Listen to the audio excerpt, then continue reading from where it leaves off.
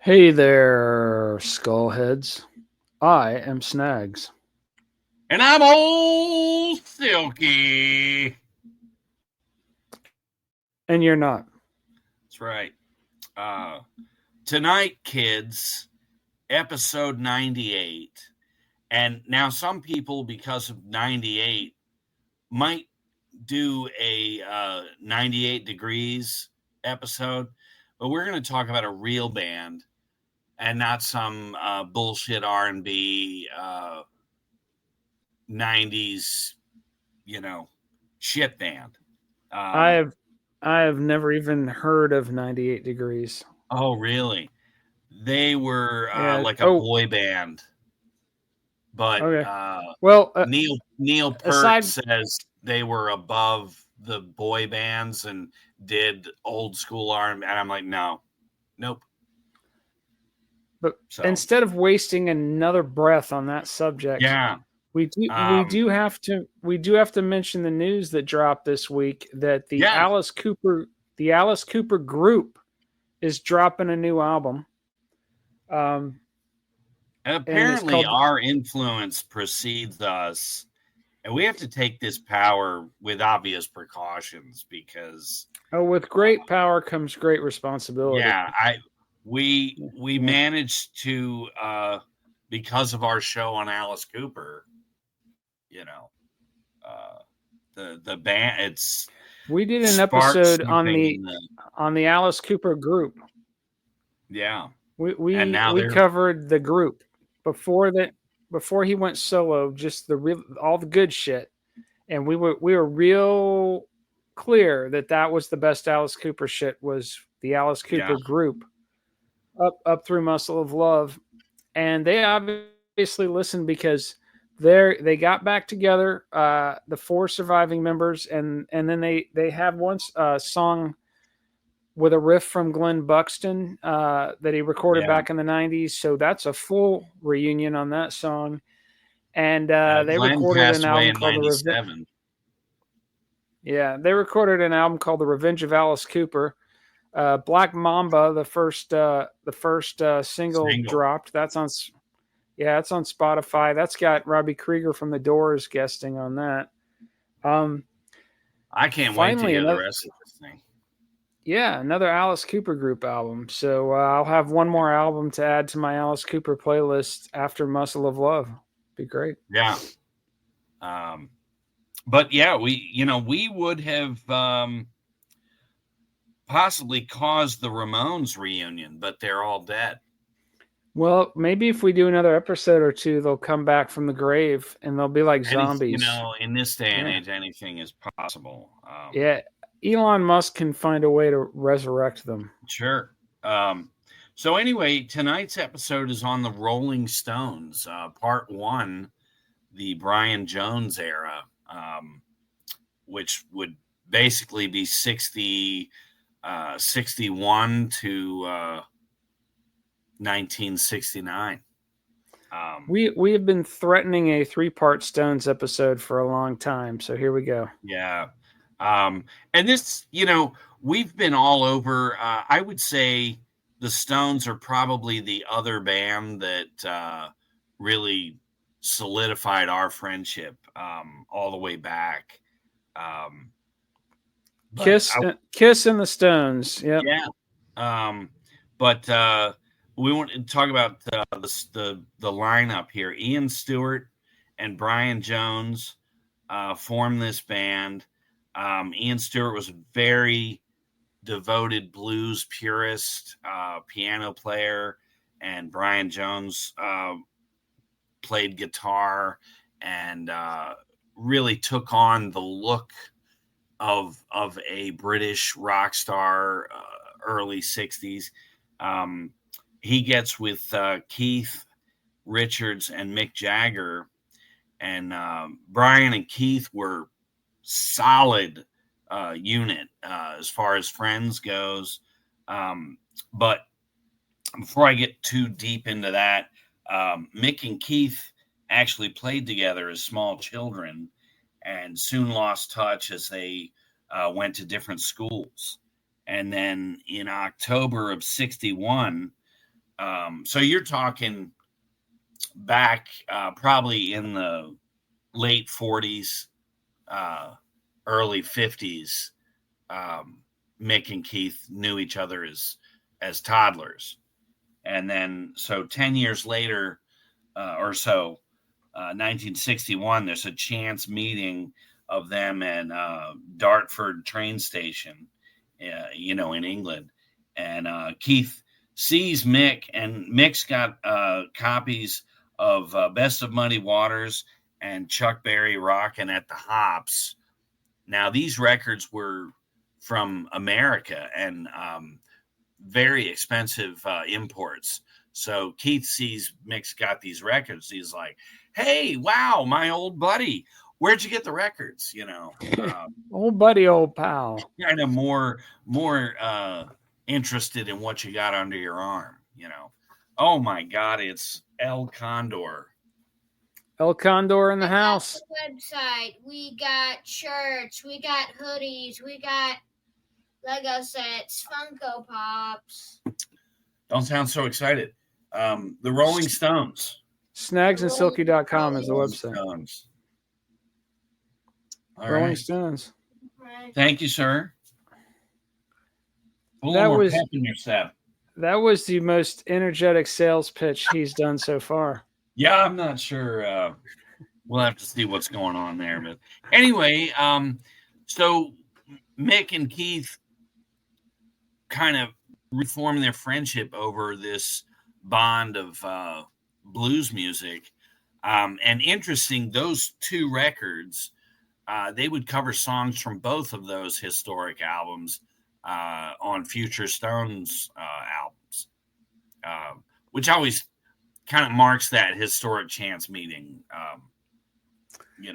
The stuff they cover. Yeah, we talked about that in a recent episode. If they hadn't run into each other on the bus, music history would be vastly different. Seriously. But that Chuck Berry album had Down the Road a piece. That was a Stones. They did a really good version of that. Muddy Waters, I Can't Be Satisfied. Some other tracks on both of those would end up on future Stones albums. So early 60s, Mick has an apartment that would be ground zero. Keith and Brian crashed it and soon became just a den of poverty.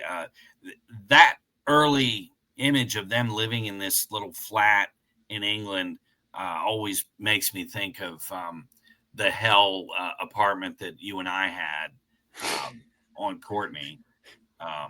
Which you can read about in the book that we have on snagsandsilky.com called Sink or Swim. Yes. The year in hell. But their first gig would be at the Marquee Club in July of 62. London was about to take over the world. So many bands were forming, getting ready to jump off the early 60s.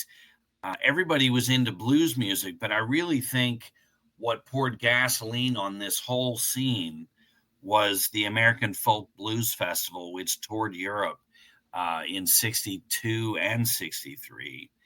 John Lee Hooker, T-Bone Walker, Willie Dixon, Helen Humes, Muddy Waters, Buddy Guy, Howlin' Wolf, Sonny Boy Williamson.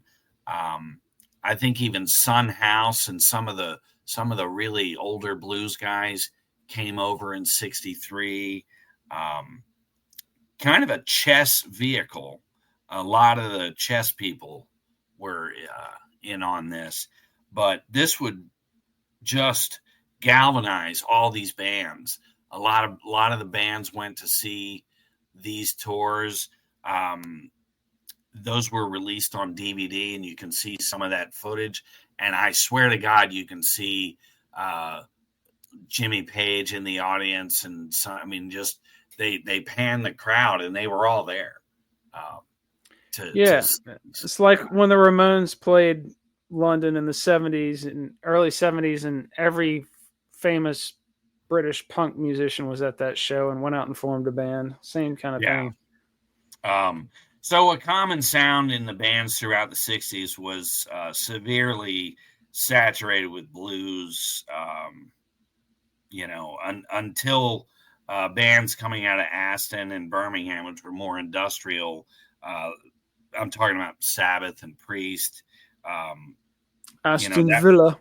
That would take music into a whole other realm, but blues was very much a part of the British bands in the early 60s. So the Stones are playing the marquee. They're at one point they were the house band at the Crawdaddy, which the Yardbirds would take over that spot when the Stones took off. And then, we got to talk about just the key element in the Stones that would raise them above the rest of the bands. Brian Jones, his ability to pick up really any instrument and almost get it to do what he wanted it to do right away. He didn't really struggle at all. Then you had Ian Stewart was really there. He was just this giant guy, and he really looked after the rest of the guys. And he was very much very set in stone and proper, whereas these other guys were drinking too much, partying a lot. He really kind of kept them grounded early on. And then obviously Charlie Watts. They all would say that Charlie really kept them musically, focused. A very jazz drummer. Another jazz drummer. We talked about Bill Ward. We've talked about Ian Pace. Ginger Baker. Ginger Baker. Yeah. Very much influenced by by jazz. Probably yet another.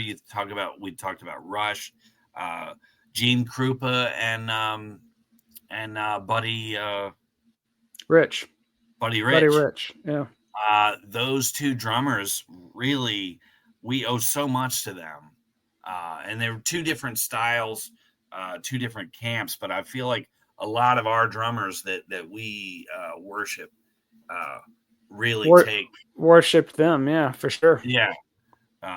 So just key elements in the Stones lineup. And then Mick and Keith, their songwriting would completely rival Lennon and McCartney in the 60s. They were the closest when it came to success. They were closer than the Who. Yeah. They were closer than the Kinks. They were closer than anybody else when it came to the Beatles. I do remember an interview with Mick Jagger in the 90s in Rolling Stone magazine, and Jan Winter was doing the interview, and he said, what did it feel like being the number 2 band? And Mick said, well, you have to understand how big the Beatles were back then. It's almost impossible to communicate to a modern audience how big they were. So yeah, we were the number 2 band, but we were nowhere near as big as them. Somebody had to be the number 2 band, and it was them, Yeah. So we've just touched on everybody, and then early on, Bill Wyman came in, and they didn't have they had like really beat up equipment, and Bill Wyman was older than the other guys. They were like barely 19 and 20, and Bill Wyman, I think, was mid-20s, and he already had a wife and a small house, but he was dead set on playing in some of these bands, and he actually had a PA system. Yeah, I think in that 25 by 5 documentary, we'll link that from the Click Pit, but he says he showed up with amps to spare. Like, yeah, you can have an amp. They all had these little So I mean, I feel like early on the dynamic with everybody is that Charlie was a hellacious drummer, and they liked that.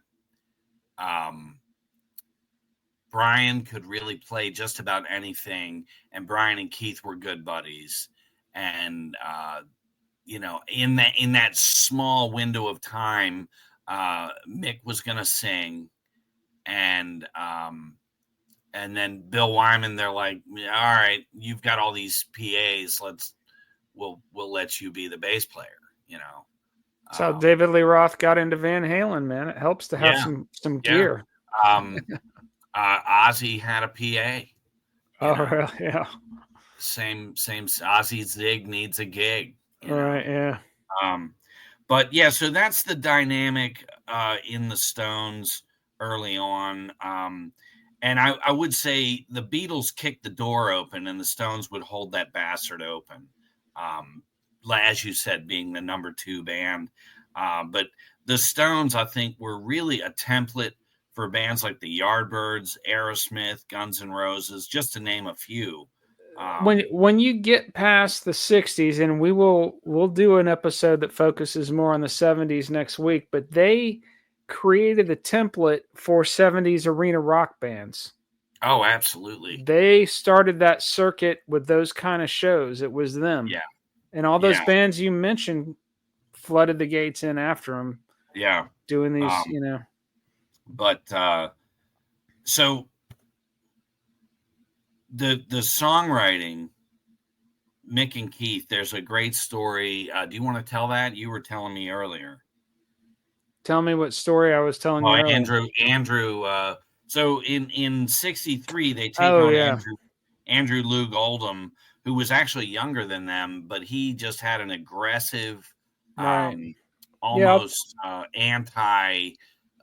He had a very fuck you attitude, which I think really helped the Stones. Yeah, he I think it was his idea to cast them as the bad boy counterparts to the Beatles. Yeah. So that the Beatles had this clean cut image that Brian Epstein basically gave them. And so Andrew Loog Oldham gave the Stones the bad boy.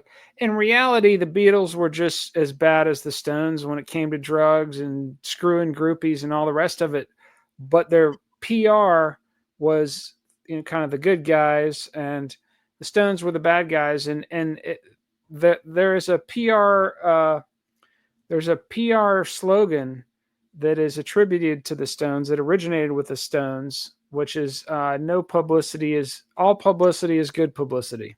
Right. So I think that works for rock bands, scandals that just makes you look like a badass. Probably doesn't work for, an adoption agency or, something like that. But I mean, some publicity could damage a band early on, but I think the Stones just benefited. There's a great story where they're on the road, and you're driving through some of these small villages all through England.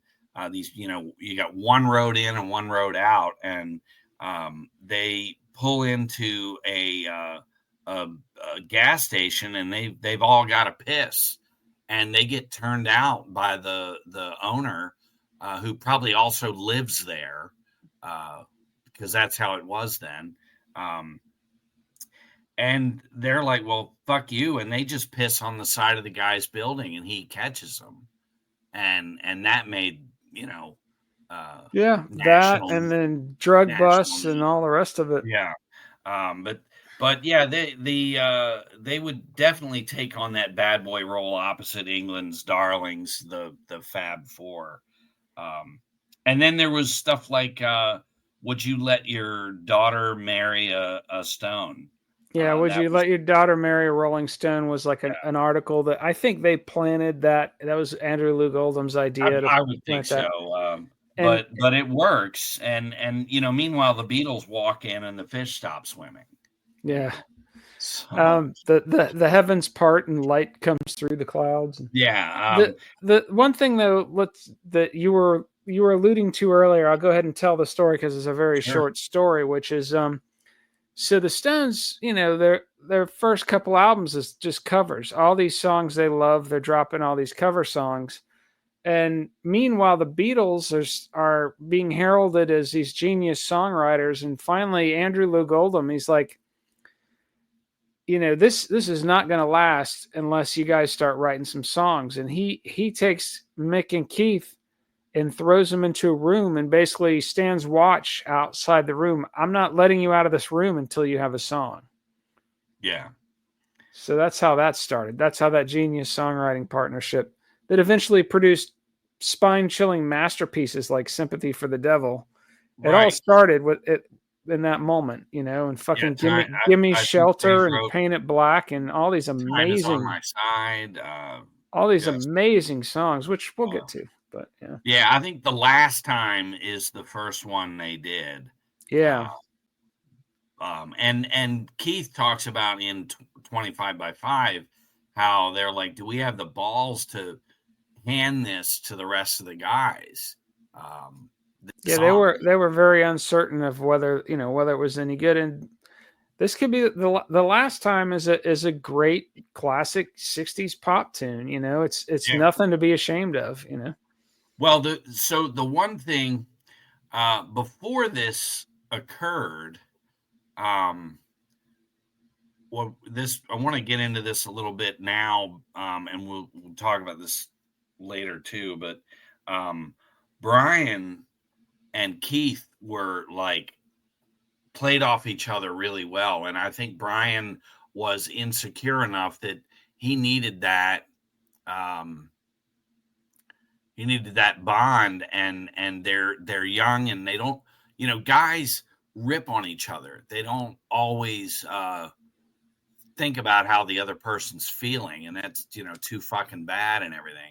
My trademark at work is flipping people off. That's how I say hello. So people just walk by my office and just flip me off.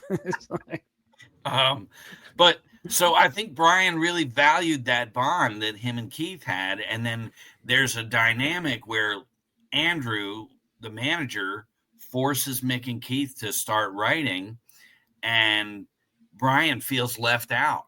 And as the Stones become more popular, instead of just relishing in the money and all the women, he still feels left out. And, well, especially once Mick and Keith start writing together, that's yeah. And so there was these divisions where Charlie is just, he does the tour and is like, I quit. I'm fucking done. Fuck this. And he goes home, and then, hey, we're going to do an okay. And then he has to do another tour. Yeah, but, he's all business and no drama. And the thing is, like, I remember in the 25 by 5 documentary, they show them, I think it's on the Ed Sullivan Show, playing Paint It Black. Yeah. And the band is all together doing their thing, and Brian Jones is kind of off to the side, sitting cross-legged, playing a sitar. And it's like he was kind of the oddball who was always off doing his own oddball things, And what an epic... There was something about him that had this... I was just going to say a loner quality. He had he had this loner aspect to his personality. Well, I don't know that was so much his choice. He held himself like he thought he was the Stones, even after. Yeah, well, yeah. And they were like, "Fuck you, Brian. You haven't written anything." Yeah, but it was him and Stu started the. It's a lot like Stuart Copeland starts the Police, and then it becomes Sting's band. You know what I mean? Yeah. Or K.K. Downing starts Priest, and becomes Glenn Tipton. Just takes fucking over. Yeah. And hey, man, if it's like playing pool with somebody, if they're better, then it makes you a better pool player. And I would venture to say Glenn made KK a much better guitarist. And again, to bring Kiss up, Kiss always talked about whatever made the song the best. Yeah. Which in Kiss is, it's not always accurate. but They didn't always practice that, but yeah, that's the philosophy, you know. Yeah. yeah. So with Priest, it's like, well, you know, you had plenty of opportunity to make something happen. But anyway, so Brian, I just feel like Brian just slowly, as the Stones went on, he just slowly deflated and sought Yeah. drugs as a a security blanket. There's a interview clip where the interviewer starts the interview off going, and so are you one of the Rolling Stones? And he just kind of laughs to himself. It's like, yeah, I am one of the Rolling Stones. Yeah, And like he's the Stone, the guy was talking to him like he was a side man, you know. Yeah, that's so in May of '64, we're just gonna look at this first release by the Stones. They cover Route 66. I just want to make love to you. Honest, I do. I mean, side one is all covers. Bobby Troop, Willie Dixon, Jimmy Reed, Ellis McDaniel, which was, as you know, Bo Diddley. But then Nanker Felge, they did an instrumental called "Now I've Got a Witness," and "Little by Little," which is another Nanker Felge, which was Mick and Keith. Mm-hmm. And the So they didn't story, even. I have a vague memory of this. I'd forgotten about it, but they just didn't feel confident enough to put their names on it. Right? Is that what was going on there? yeah, it was a credit used for like blues standards in the 50s that they heard when visiting Chess Right. Studios, that they would it helped Oldham benefit from writing credits, but Oh. they did like a instrumental called Stoned, which was a B-side to I Want to Be Your Man. And Nanker Felge came from an Edith Grove flatmate, Jimmy Felge, who just used to follow the Stones around, and they just treated this guy like absolute shit. Kind of like I was immediately reminded of Scott Goldstein living over with Vivin and all those punks. Yeah. That we used to go over to that house, and Didn't they just steal his? Didn't they steal his album collection? oh yeah, they made him do all the dishes and clean up, or they'd beat his ass. And I mean, it was a real He was the gimp. yeah, basically. And he was tortured, and they took his album collection to Wax and Facts to pay the rent. I remember hearing when his album collection, he came back and his album collection was. I mean, this is a guy we knew from high school who quite the character. Lots of stories about this guy, but his album collection was everything. He was so proud of his album collection. I felt really bad about that. I know how I would have felt, I remember I wouldn't have hung out with guys that treated me like that. So. Yeah. He was like about to cry. I remember hearing. Oh yeah, told about that. So Nanker was this like a mean face that they named it a Nanker. You just make some crazy face. So they put Nanker and Felge together. That was their first writing identity, Nanker Felge. But Little by Little is actually a decent song, where he's and that was the Stones tended to write songs about girls being bitches, or I'm gonna leave you, I'm gonna break up with you, I don't want you. Whereas the Beatles wrote love songs, and the Stones wrote anti-love songs, or did blues standards, or songs about your mother being addicted to drugs. yeah, right. But side 2, they do "I'm a King Bee," which is a Slim Harpo song. "Carol" by Chuck Berry, and then "Tell Me You're Coming Back." That's a Jagger Richards. That's the first time they would put their name on something. Good song. Good song. Yeah, "Tell Me You're Coming Back to Me." Great tune. And then they'd "Walk in the Dog," Rufus Thomas. "You Can Make It If You Try." So they were, they were doing a lot. The U.S. version, they did a great cover of "Not Fade Away" by Buddy Holly. Which they would continue to play live up until this day. I mean, that's a great yeah, song. they crushed that one. But that's that first album. It was called Rolling Stones in England, and England's Newest Hitmakers in the U.S. 12 by 5. They continue. Now, by this point, they had gone to America, and they'd actually gone to Chess Records, and they record that second album at Chess. So you got to figure they're now rubbing elbows with Muddy Waters, all these people. Keith talks about walking into Chess Records and seeing Muddy Waters up on a scaffold painting the ceiling for extra money.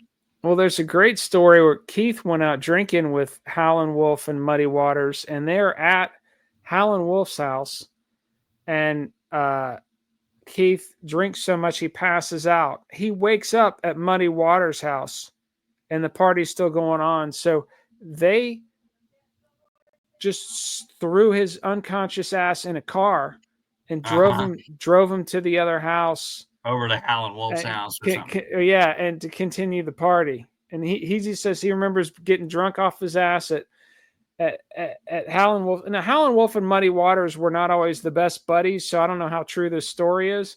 But it's pretty accurate. Yeah, what I've read, I've read that story a few times. Yeah, where he's at he's at one of their houses, passes out, wakes up at the other house. They just threw him in the car and took him when the party moved to the other house. Hilarious. The story I heard is somebody like Muddy's wife is like, "Don't leave that white boy here," and so they just kept him along. They probably threw him in the trunk. Yeah. But so what you would have, and this was common with the Beatles as well, U.S. releases and U.K. releases, certain songs would be left off and hodgepodged, and where like their third album is basically all the stuff from the first two that weren't on, even with AC/DC. First few albums are just, and what ends up happening is you have an album late in the release that's literally a combination of stuff from the other four albums, so the same kind of thing. 12 by 5 though has a fucking ferocious Around and Round, which that goes back to that Rockin' at the Hops. So they, I just feel like they bonded over those two records, and it's showing itself in their whole musical style can be traced back to early blues and early electric Chicago blues and rock and roll records. Yeah. And you don't get more Chicago blues or rock and roll than Muddy Waters and Chuck Berry. I mean, those are the icons. That's it. Yeah. But they're doing I would say they're doing all the songs that you could pop into any club in England and see any band covering the same. They're all playing the same fucking songs. Yeah, I think the Stones had a knack for sniffing out good obscure tracks, though. I mean, they weren't just covering what they're hearing everybody else play. They owned those. They were like Scott Goldstein with their record collections. Yeah, they owned those fucking. And they knew every groove on every record that was released by every blues or early rock and roll artist. 100%. Them doing Under the Boardwalk, just a great, the way they did it. And, they do It's All Over Now, which was a cover a Bobby Womack song, Time Is on My Side, which was their original song. And that was covered by, let me see if that was What? written by them. Yeah, Because I why does know, the writer says Norman Mead on Wiki? yeah, Time Is on My Side. Yeah. That's another old, Norman Mead. That's they basically made that their own, but Norman Mead, that's an R&B. Yeah, I always, early Irma on, Thomas. Irma Thomas had the hit with that. I always early on assumed that they wrote that one and that they wrote "It's All Over Now." But they assumed these songs. They just Yeah, took them on, man. yeah. But Irma Thomas just tears that one up, and that's an original. But they make it their own, and that's what's so powerful with these songs. Um, Rolling Stones now their third record, and you.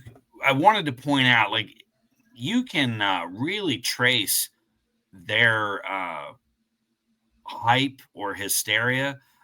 You can track down the Tammy Show, TAMI. That had James Brown. The Beach Boys are on that. The Stones are on there. And you can really see how they were received in America on the Tammy Show. Also, Charlie Is My Darling is them touring Ireland in '65, and that's them in their little hotel rooms. Um, just like Beatlemania, if you watch like Hard Day's Night, you can watch Charlie Is My Darling, and it's not. They filmed it and they were going to do this documentary, and they never did anything with it. It got released decades later, but it is a time capsule just to see um, what the Stones were all about in '65.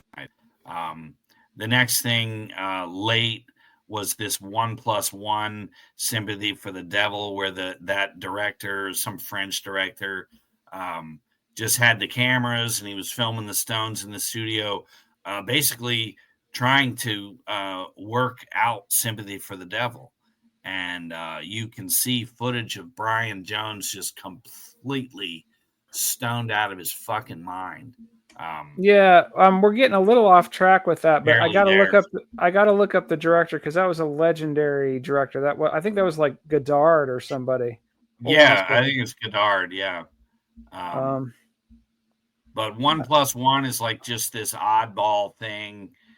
Very, everybody was just into that uh, artsy, you know, just go with it, man, kind of shit. I remember seeing it and not being very impressed, but yeah, that would probably be Godard because he liked to just make these yeah. rambling. Um, so Um, mid '60s, you got songs like "Heart of Stone," just a tremendous track. But they're still doing covers. "Down Home Girls," a Jerry Lieber song. "You Can't Catch Me," Chuck Berry. yeah, it Uh, was Godard. Jean-Luc Godard directed yeah, 1+1 Sympathy for the Devil. but "Heart of Stone" and "What a Shame," both Jagger, Richards. So they're still, and "Off the Hook." They're still working on getting their own stuff on That these album's records. got some classics though. Their version Yeah, of Little Red Rooster Little fucking Red rocks. Rooster. Their Yeah. version of Mona, Bo Diddley, Yep. that fucking rocks. "Pain in Uh, My Heart," which was made famous by Otis Redding. you Uh, can't catch me. The Chuck Berry yeah, song's really good too. yeah. The version of Solomon that. Burke. Everybody needs somebody like that's Yeah. epic.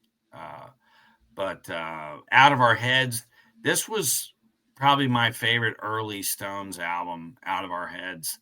Um, I It may be that my mom had this record and I played the shit out of it, but She Said Yeah, which was written by Sonny Bono, and I just felt She Said Yeah was such a uh, early prototype of like a speed metal. It's just so fast. They really tear that up. Um, and I feel like the the Yardbirds were all about, she said, yeah, shit like that. There's a lot of style there that you can hear the Yardbirds in. They do Marvin Gaye's Hitchhike, another Otis Redding song, That's How Strong My Love Is.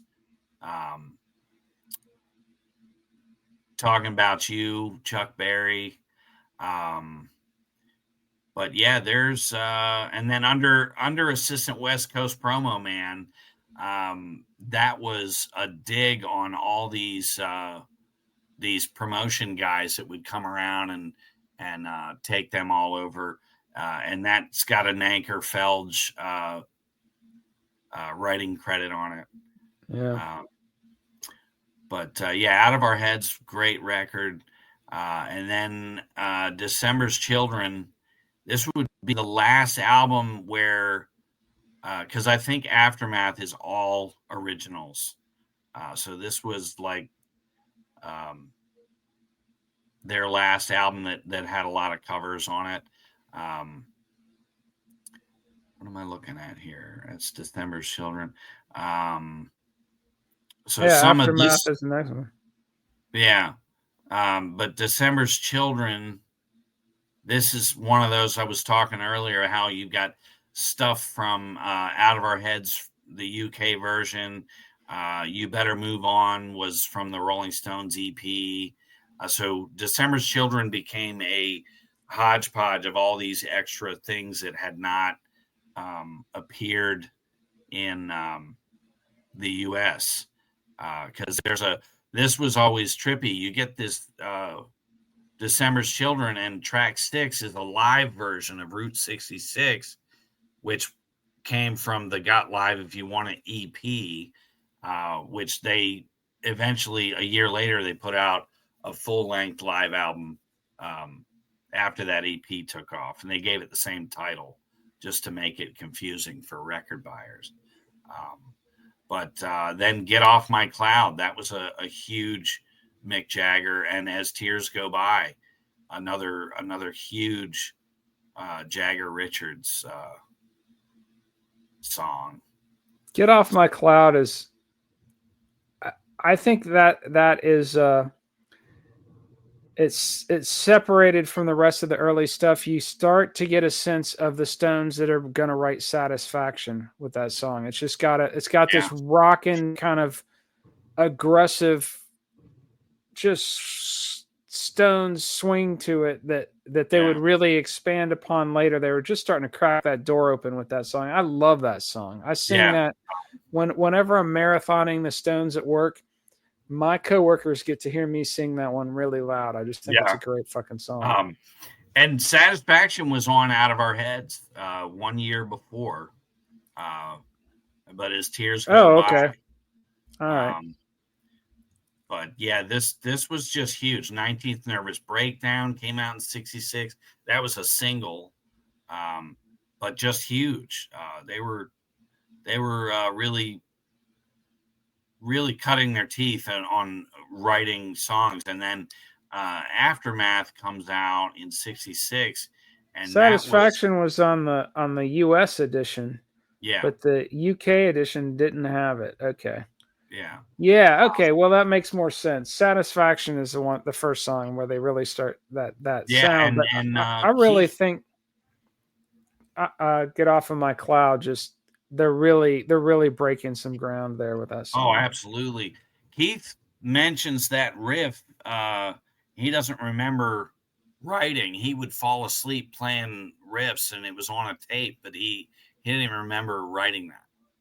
He was just probably stoned out of his mind or drunk Possibly. or something. Yeah. But noodling and just got that riff and started playing it over and over, and it was on the tape. So I was like, that's cool. Wow, that's so Aftermath, all tracks, Jagger Richards, Mother's Little Helper, Stupid Girl, which I always just love that song. Very British, Lady Jane with Brian Jones is playing like a harpsichord on that. Very,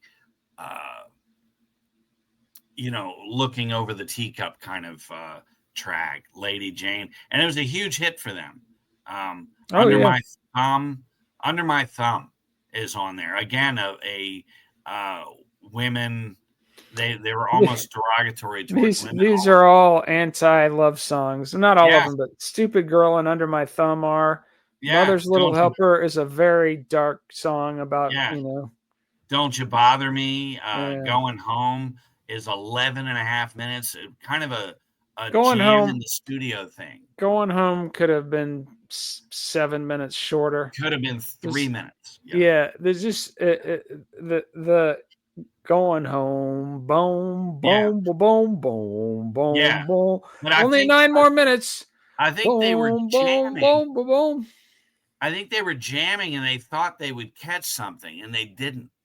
Yeah, but there's this thing called the fader where you can Yeah, fade just out fade it out. fade it out Let it go. after Yeah. chop that Uh, last 7 minutes off. yeah, it's they could have just left that off. Yeah.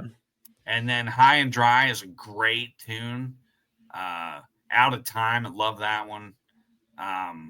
Take It or Leave It was good. And What to Do is that's, I think, no, that they wrote that. Somebody else covered that. I've heard somebody else do that one. But so Aftermath was a Wait, huge, and then the US edition has Paint It Black, which is yeah, fucking killer. yeah, Yeah. yeah. Yeah, Paint It Black is fucking epic. Yeah. And They're starting to get into that really just razor sharp diamond cutting songwriting mode. yeah. Then they put out the live album in '66, and the Beatles never did that. There's some recordings released later, but the Stones got Live If You Want It. Probably a completely pasted together live album, but still, everybody had a copy of that. And then getting into '67, Between the Buttons, great record. Now, the thing with the Stones, too, is when we lived together for a year, I worked at Mellow Mushroom and basically started collecting these Stones albums as they came out on CD. And it was just like a goal to own every single Stones album. And it was very cool to get these one by one and hear the hits blended in with the other, not so big tracks.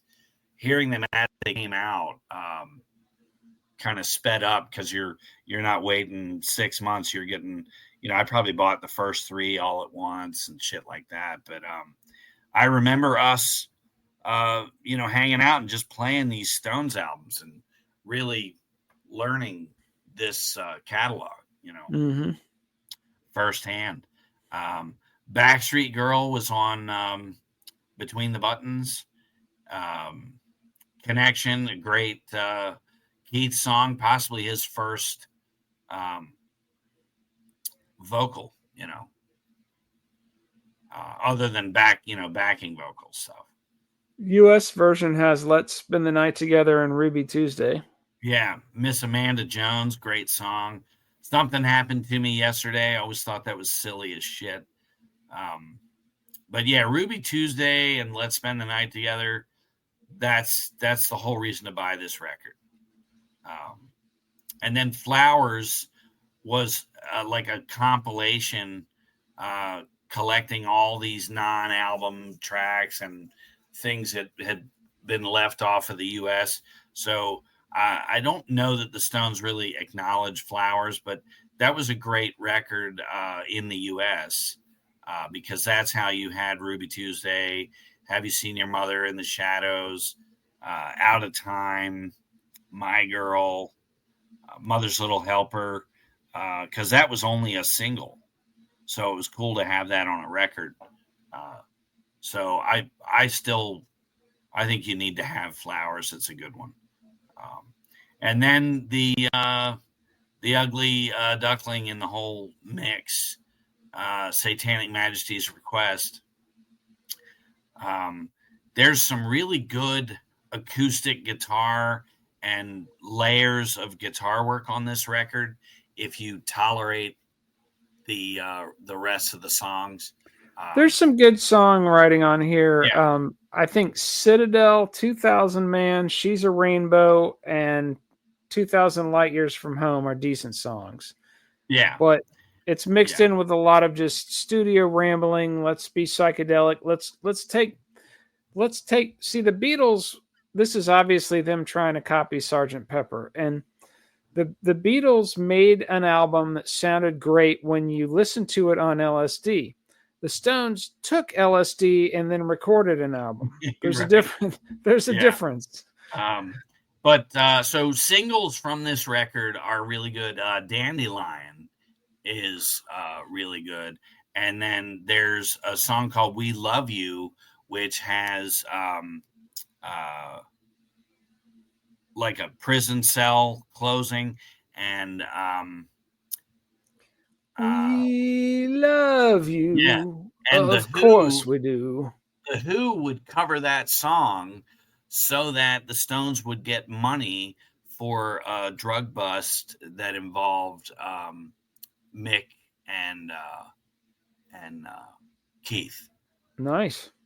So that's just a deep cut there. The Who covered "We Love You," and not as good as the Stones version, and that song is not that good. It's all right. It's on my, all this shit's on my Stones playlist. It's cool mixed in with everything. Yeah. And then they get back to the fore. They get Jimmy Miller to produce Beggar's Banquet, which I think raised the bar, game changer, raised the Stones above just another Kinks, Animals, British blues covering. Well, this is the beginning of the Grand Slam.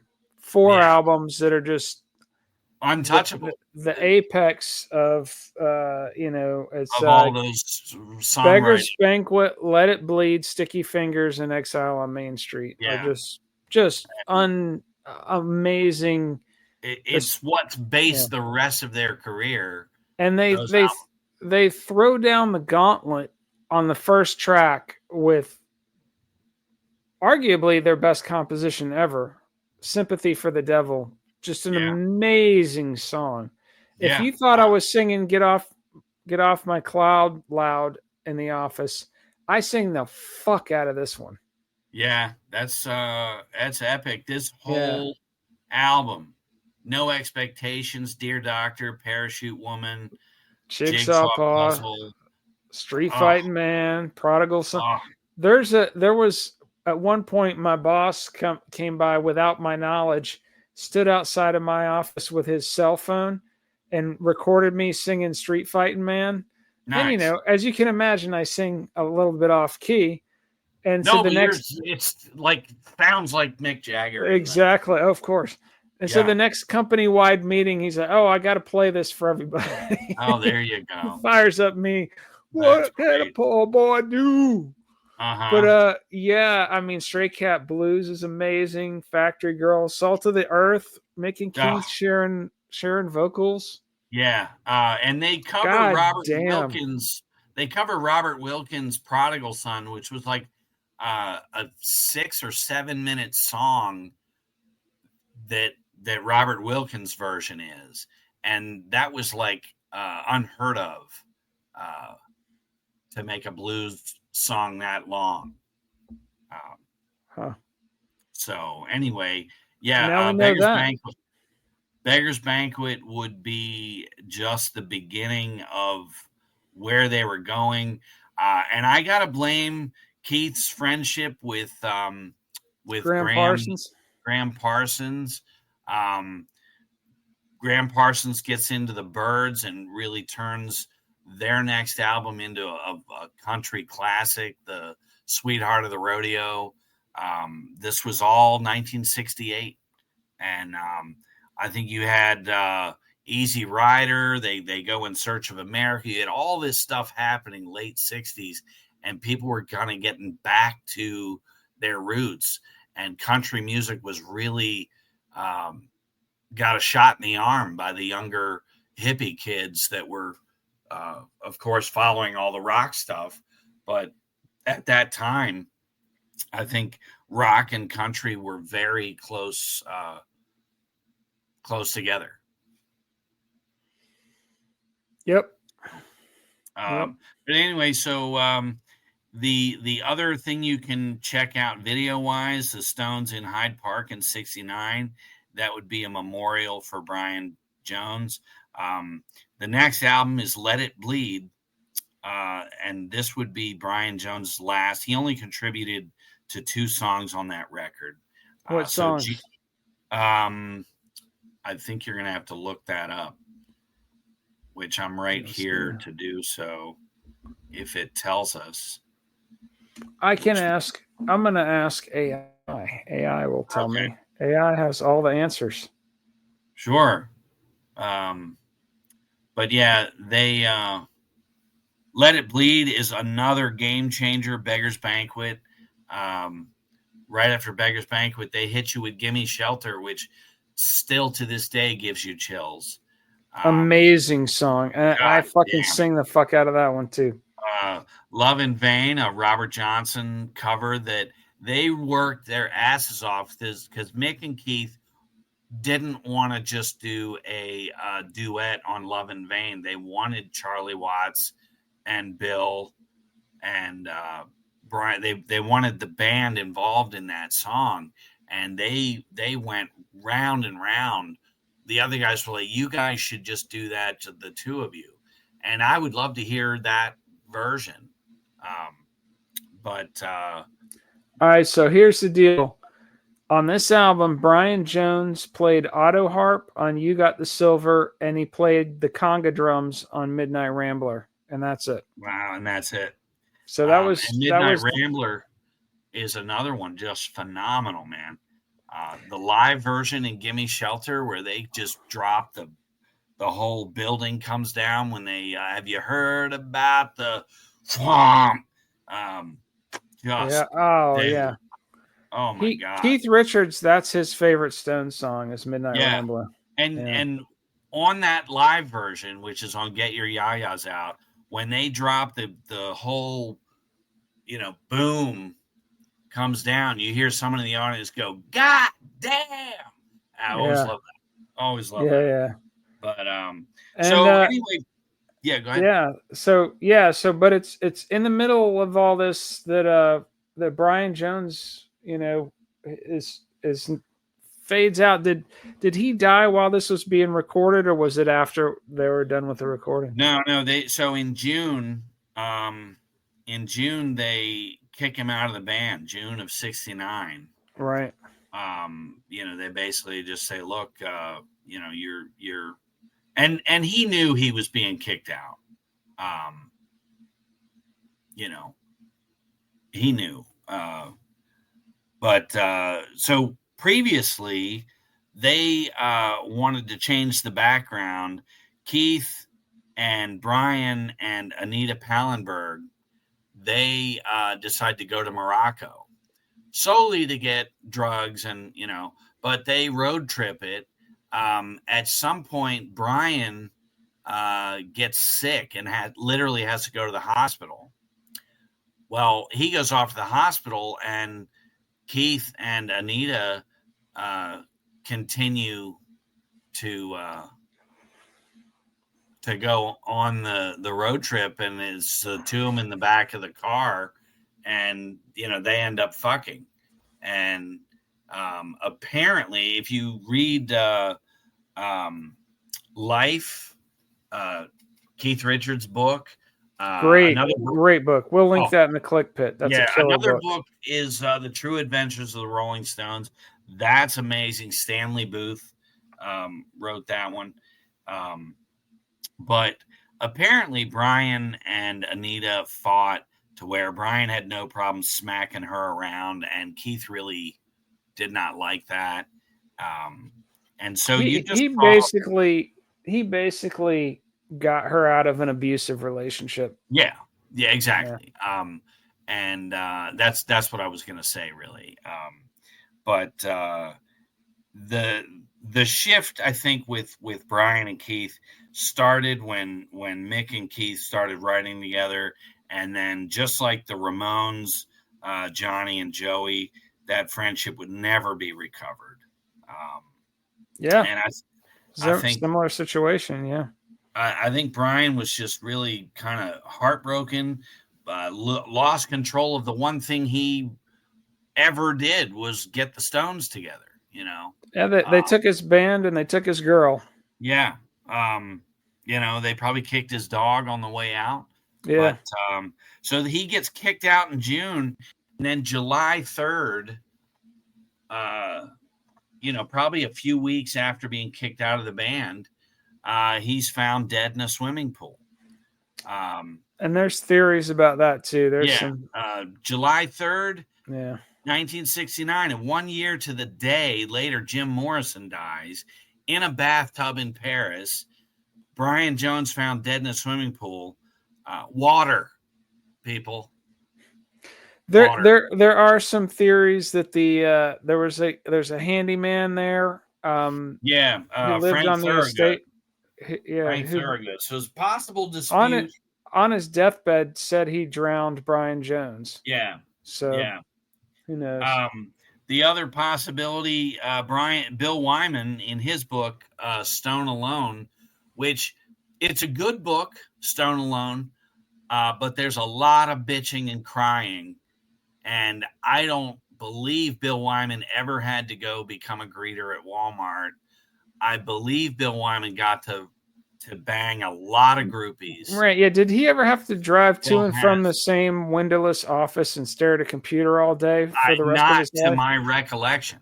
Yeah. So he can shut the fuck up. I'm not quite sure why he bitches incessantly throughout that Stone Alone book, similar to KK Downing's book, where he bitches incessantly, having founded and been in one of the greatest metal bands of all time. So here's the deal. The most prominent theory, conspiracy theory on Brian Jones' death is that Frank Thorogood, a builder who was working on Jones' property, murdered him during a dispute. Allegedly, there were tensions arose over money. Jones had paid Thorogood about £18,000 for renovations, but refused an additional $6,000 that Thorogood demanded. Some claim that Thorogood, who was possibly drunk or high at the time, drowned Jones in the pool, either intentionally or during a fight that went too far. Yeah. Which I think is what happened. Supposed deathbed confession by Thorogood in 1993 fuels this. Interesting. Thorogood allegedly said, "It was me that did Brian. I just finally snapped." Wow. So, but yeah, that's the Brian Jones era, kids. Yep, that's Rolling Stones Part 1, the Brian Jones era. There you have it in the books. In the books. If you, like I said, if you want to kind of see what we've talked about, check out 25 by 5 on YouTube. We'll link that. We'll link that from the Click Pit. We'll link the book Life by Keith Richards. You got to read that, and then True Adventures of the Rolling Stones. We'll link that. I'm just starting that audiobook. It's pretty. It's almost like Hunter Thompson was hanging out with the Stones and wrote a book about it. It's written in that style, like the author's clearly having an interesting time, and he's writing about his experience. Yeah, I read that book when we lived on Courtney. Okay, yeah, you've raved about it for years. It's definitely interesting. It was great. Great, but yeah. So check out Charlie Is My Darling, and also the Stones in Hyde Park in '69 with their new guitarist, which we'll talk about in the next episode, in part 2. Yeah. All right. Anything else, or are we peacing out? No, I think that's it. Check out the playlist for the Brian Jones era, and see what all the hype's about. Yeah, there you have it. All right, peace out, motherfuckers. Deuces.